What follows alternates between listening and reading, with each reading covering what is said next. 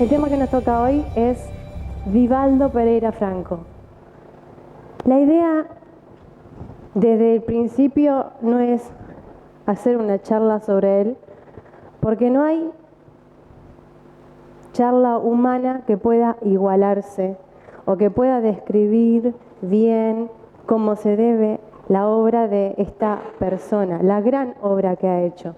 La idea es que podamos compartir un poco y yo voy a intentar ser tan objetiva como pueda, un poco su historia, un poco su biografía, sus pasos, toda la obra que lleva adelante, que van a ver que es una cosa preciosa y digna. Así que bueno, vamos a arrancar.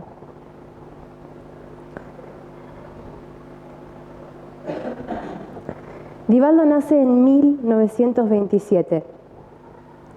Su mamá, Ana, va al hospital, al médico muy preocupada, madre de 12 hijos, porque creía que tenía algo que se llamaba una bolsa de líquido en la panza. Creía que era algún tipo de enfermedad. Entonces va al médico, le hacen unos estudios y el médico comprueba que con sus 44 años, Ana, en 1926, estaba embarazada. Y le dice: Ana, ¿cómo te pasó esto? Vos que sos madre de tantos, que ya tenés una edad avanzada, con las condiciones financieras que está pasando tu familia, ¿cómo se te pasó esto? La mejor solución que puedo darte en este momento es que este niño no nazca. Ana se sorprende ante la propuesta del doctor y le dice: no, antes de matar, yo prefiero morir. De ninguna manera, este niño va a nacer. Ana, mirá que las probabilidades de que este niño sea un niño sano son bajas. Tendrá, Dios sabe qué discapacidades y qué complicaciones vienen adelante. No, dice Ana, mi niño va a nacer.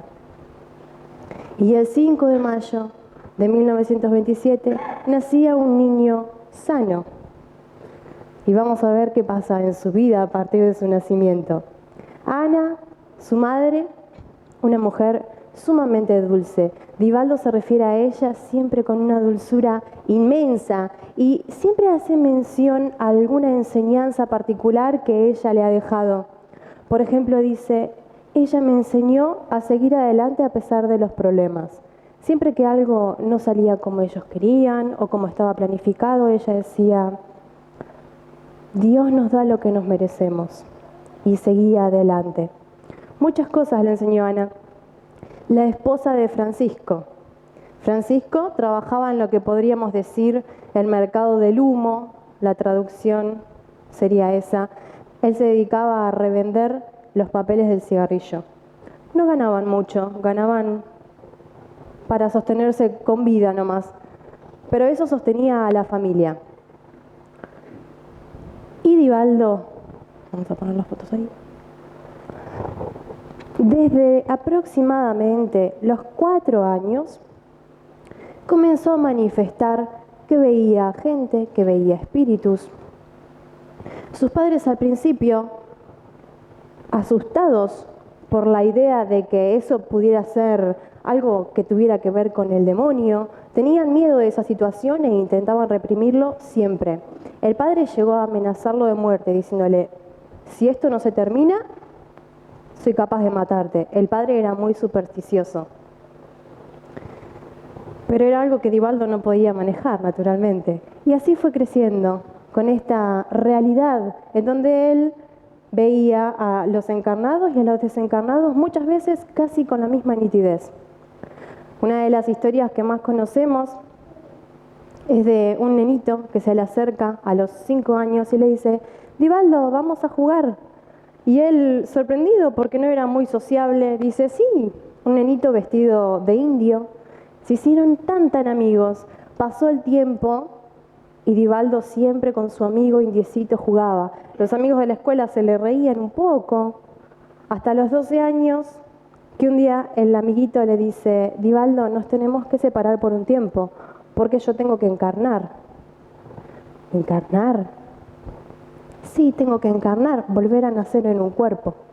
A esa edad, Divaldo se entera que ese amigo no estaba encarnado y que su amigo iba a encarnar. Ahí conoce en primer lugar el concepto de reencarnación.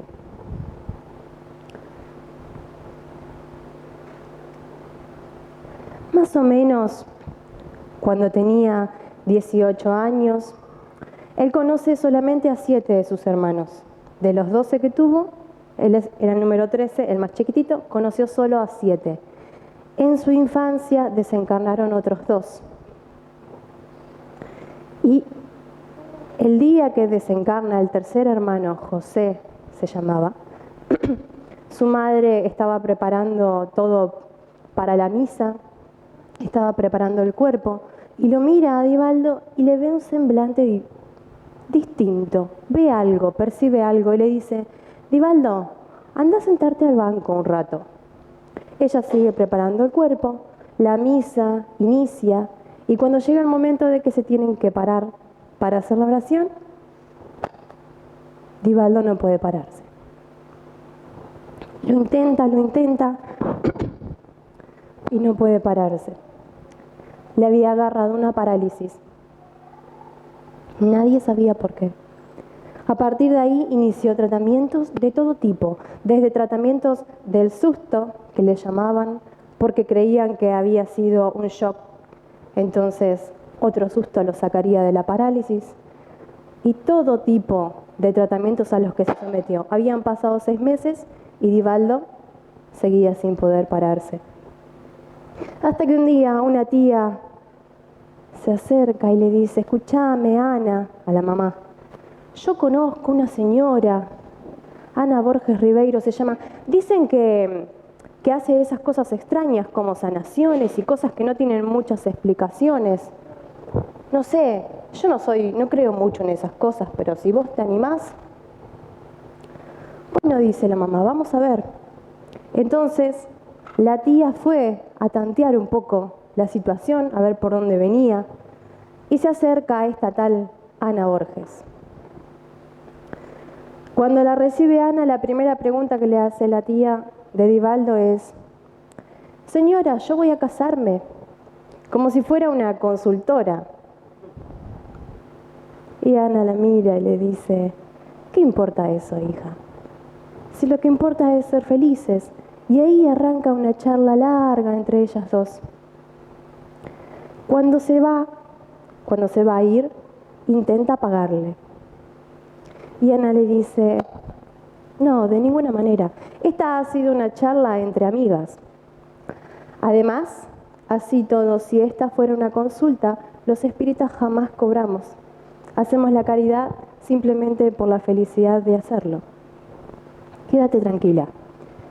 Y cuando ella escucha caridad dice: hacen caridad. Hacen esas cosas de ir hasta las casas de los enfermos y ayudar. Sí, le dice Ana. Porque tengo un sobrino que tal vez quisieras venir a ver. Claro que sí.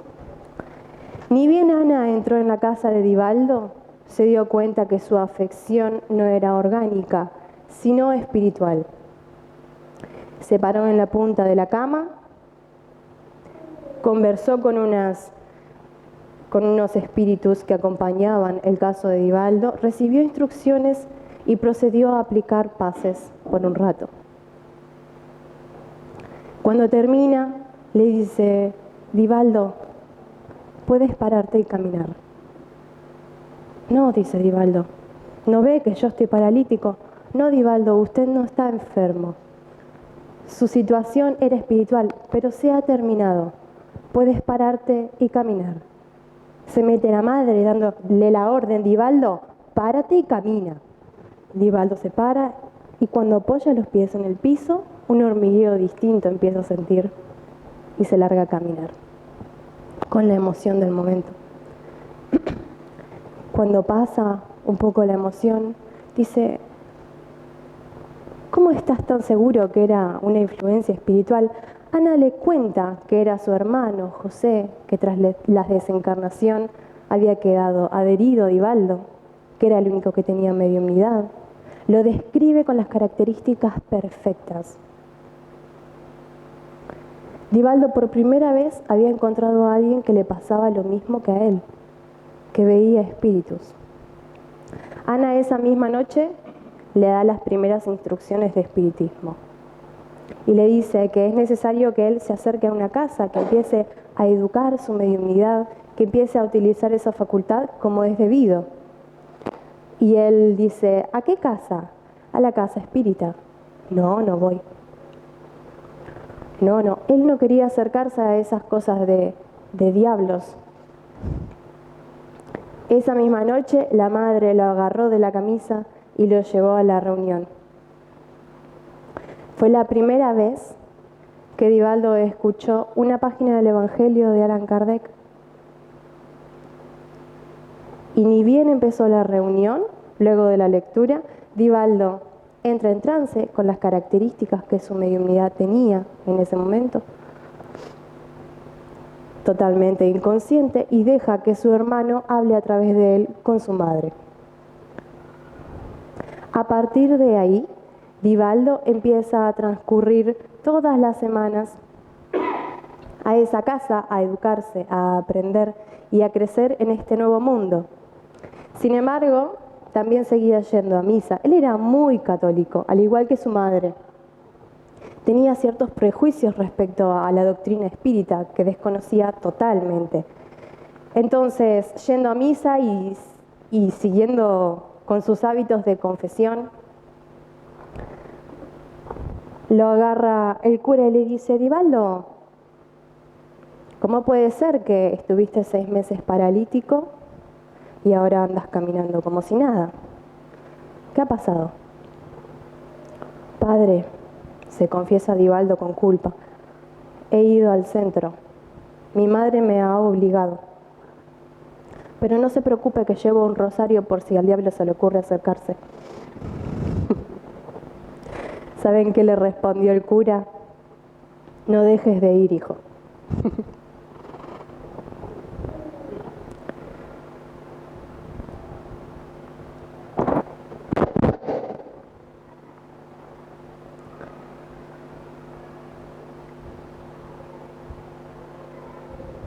A partir de ahí, Divaldo empieza, como les decía, a tener un entrenamiento mediúmnico y muchos espíritus, entre ellos Viana de Carvalho, empiezan a acercarse a darle instrucciones. Divaldo tenía 18 años cuando pasó esto.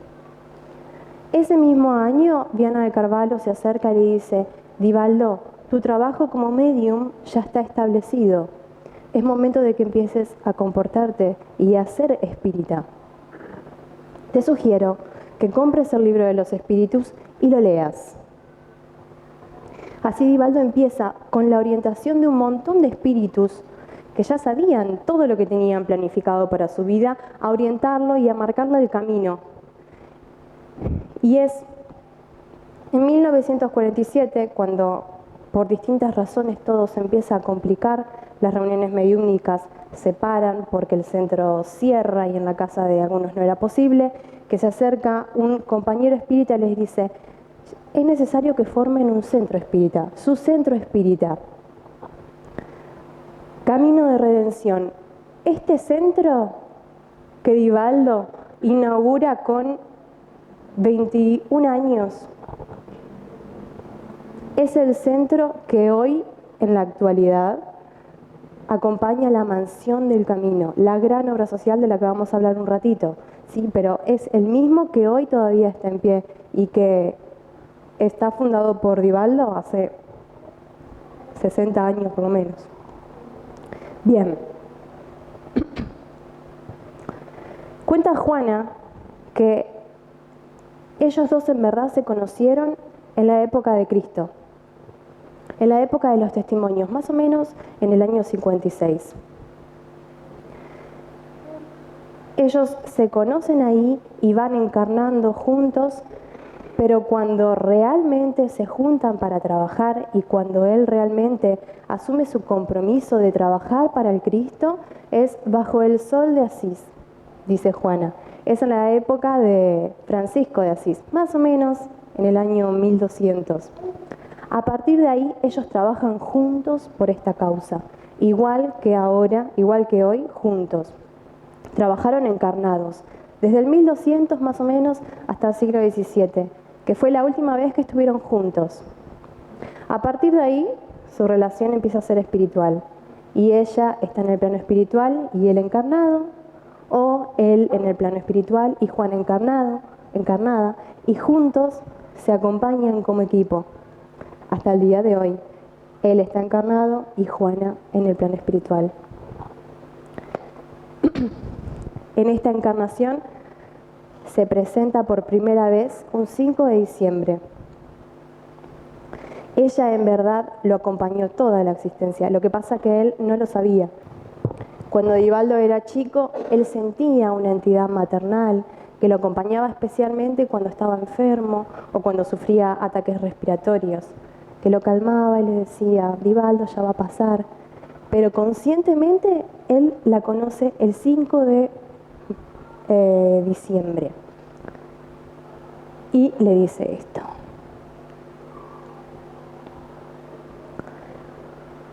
Yo tengo la tarea de caminar a tu lado en esta actual existencia. No te prometo regalías ni facilidades. No esperes de mí aquello que el mundo mismo te puede dar o que obtendrás por el esfuerzo propio. Mas, siendo fiel a la palabra de Jesús, contarás con mi presencia de amiga en la medida en que yo pueda contar contigo en las necesidades de nuestro programa.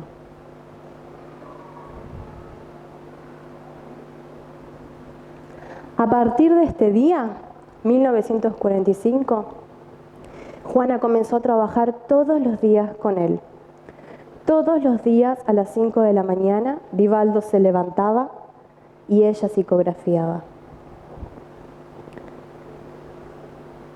Pasaron un montón de años en esta práctica diaria y en 1964 se acerca a un amigo espírita de Divaldo y le dice, Divaldo, tantos mensajes, tantas maravillas, no puede ser que queden perdidos.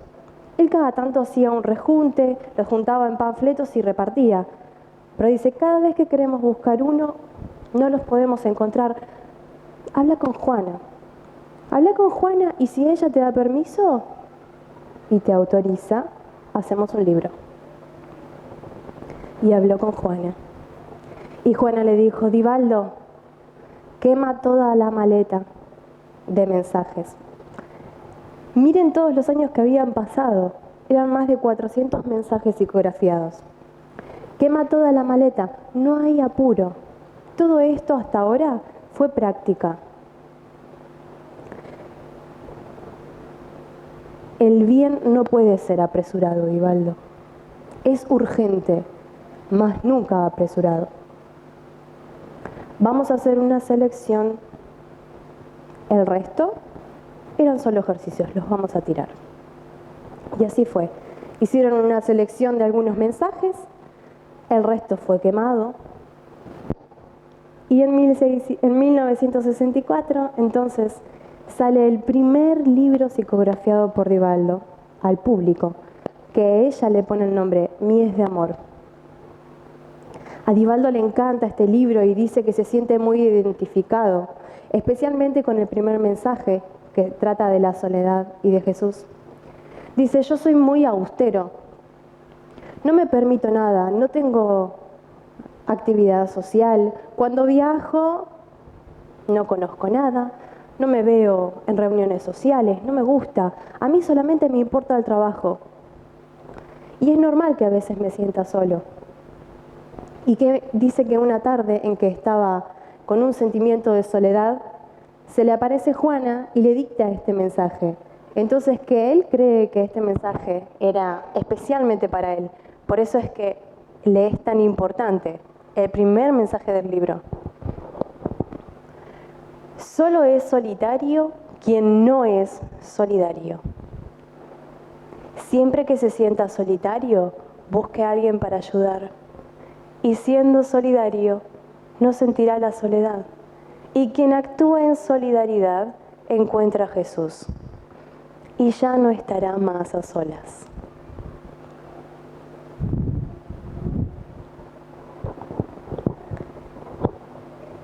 Después de la publicación del libro y con la emoción de la noche, Divaldo regresa a su casa,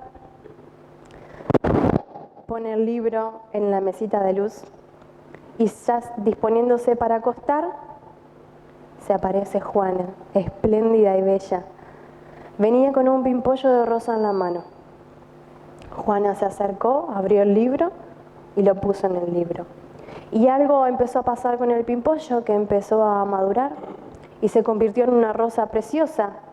Y este proceso siguió y los pétalos comenzaron a caer. Y Divaldo se sorprende porque al caer parecía que dejaban sangre. Y Juana habló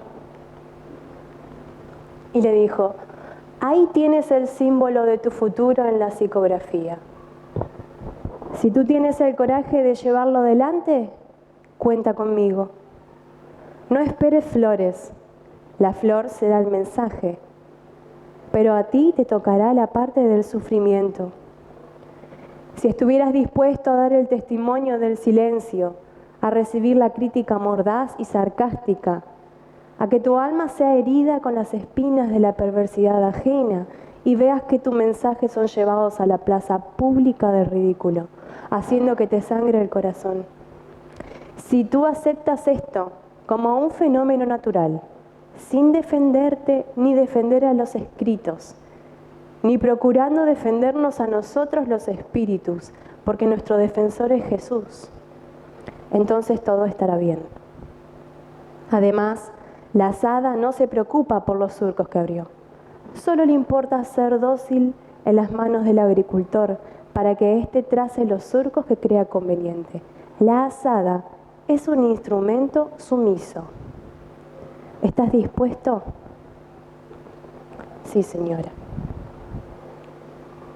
Y así queda instituida la actividad de psicografía que él lleva adelante hasta el día de hoy. Hoy en la actualidad tiene más de 258 libros psicografiados y más de 10 millones de copias que se reparten por todo el mundo en un montón de idiomas. De todas las ganancias de estos libros, nada va para Divaldo. Todo va para la obra de asistencia que él lleva adelante. Nada va para Divaldo. Pero esta es solo una de las patas de su gran obra, la psicografía, que viene acompañado de esta actividad, la actividad de conferencias. La primera conferencia, también sugerida por Viana de Carvalho, es a los 20 años. Siempre nacional, hasta que la segunda conferencia en 1960 se da acá en Buenos Aires, en la Argentina, invitado por Juan Antonio Durante. Al primer lugar que sale es a la Argentina y de ahí a todo el mundo. Divaldo viaja más de 200 días al año. Más de la mitad del año está viajando, recorriendo el mundo con aviones y micros, llevando conferencias, llevando el espiritismo a todos lados. Por eso le decimos el Pablo de Tarso de la actualidad. Vayan sumando los tiempos de la conferencia, más los tiempos de la psicografía. Es impresionante. En la actualidad lleva más de 15.000 conferencias y seminarios dictados en los 5 continentes. Y dice Divaldo que lo que más le gusta de esta actividad es ir a lugares donde todavía el espiritismo nunca fue nombrado. Es increíble. Bueno, y por si no le quedaba tiempo libre, llegamos a la obra increíble.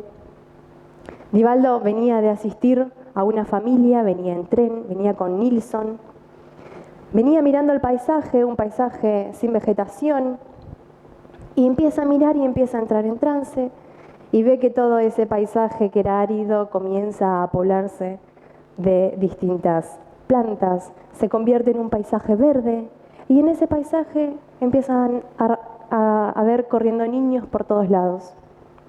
Y ve un hombre lejos, se siente muy atraído y empieza a caminar en dirección a ese hombre.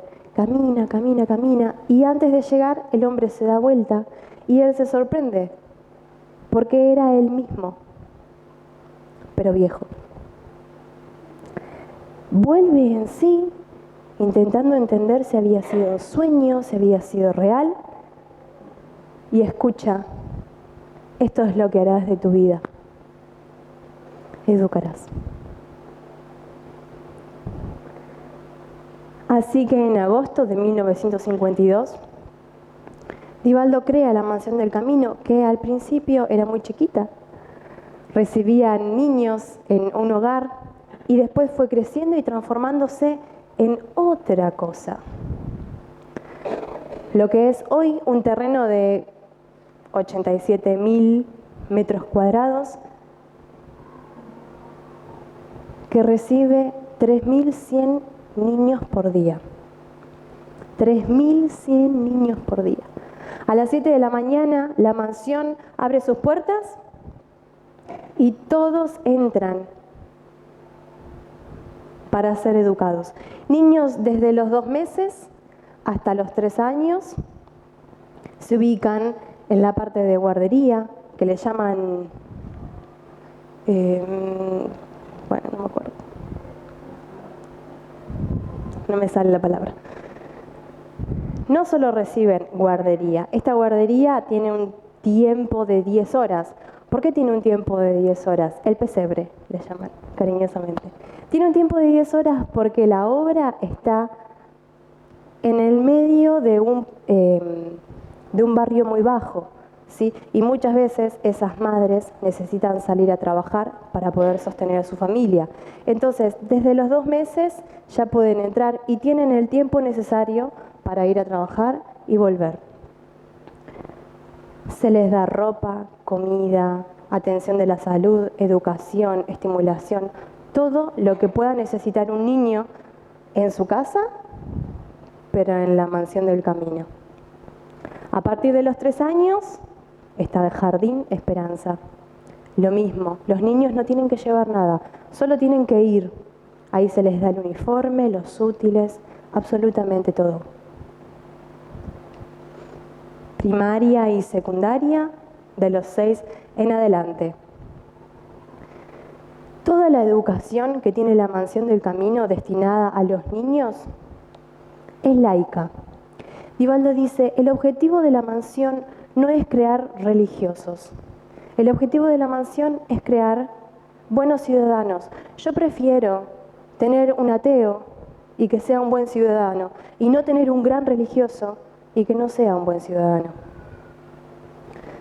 La educación se construye sobre el amor principalmente. Ellos instruyen y educan como si fueran la familia misma. Pero la parte de la religión no es obligatoria. Está la opción, pero no es obligatoria.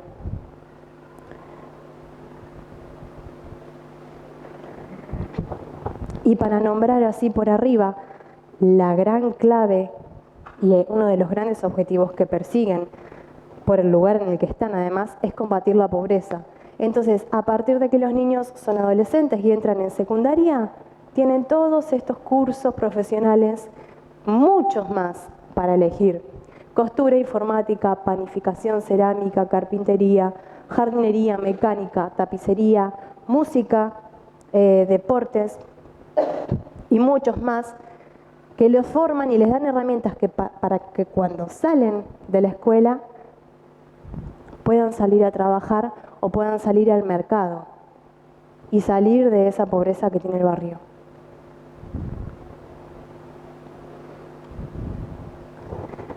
Hablamos de los 2 meses en adelante y antes. Desde que la mamá queda embarazada, también tienen asistencia. De todo el embarazo y el parto inclusive. Les dan 2 meses nomás ahí de vacaciones a los niños. Bueno, y otros departamentos que se suman fuera, adentro de la mansión y fuera de la mansión. Por día, con la asistencia que hay dentro y fuera, hacen 4.000 asistidos por día.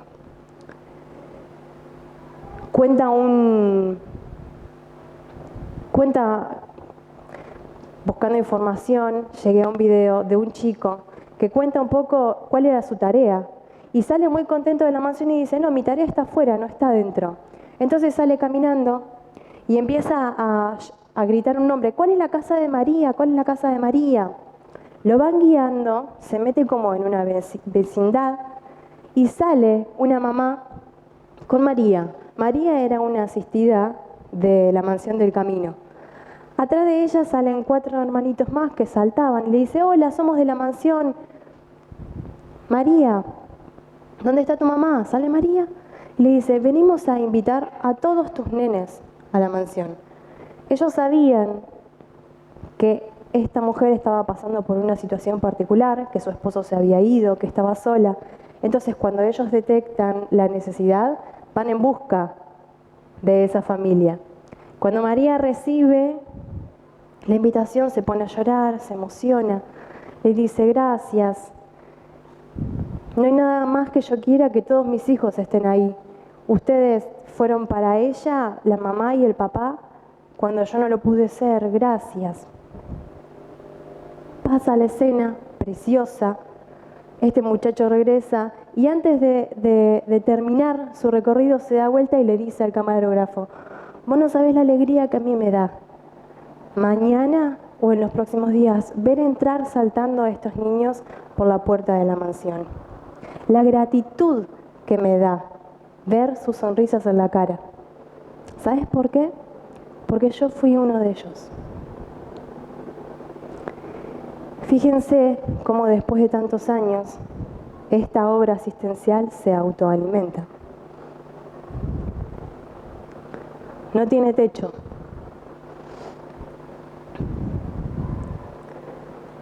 Y bueno, para terminar, dentro de la obra también está obviamente el Centro Espírita.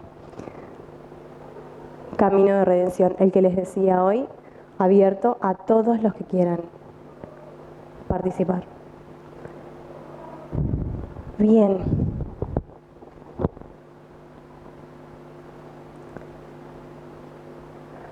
Un resumen muy acotado de lo que fue la vida y la obra de este ser. Resumen muy acotado. Es imposible poder poner en palabras humanas toda la historia y todo lo que él fue. Y me pregunto, y los invito a preguntarse también, ¿de qué nos sirve conocerlo? ¿De qué nos sirve tener una existencia al lado de este ser impresionante que nos viene a dar el ejemplo del espírita, del cristiano? ¿Qué podemos hacer para serles gratos? Tanto que ha hecho. A nosotros como Casa Espírita y en particular a cada uno de nosotros, trayéndonos todo el material de Juana de Angelis, con cada una de sus conferencias y de su esfuerzo por viajar con sus 92 años, seguir trabajando y seguir dándonos el ejemplo. ¿Qué podemos hacer nosotros que tenemos el honor de caminar al lado en la existencia con él?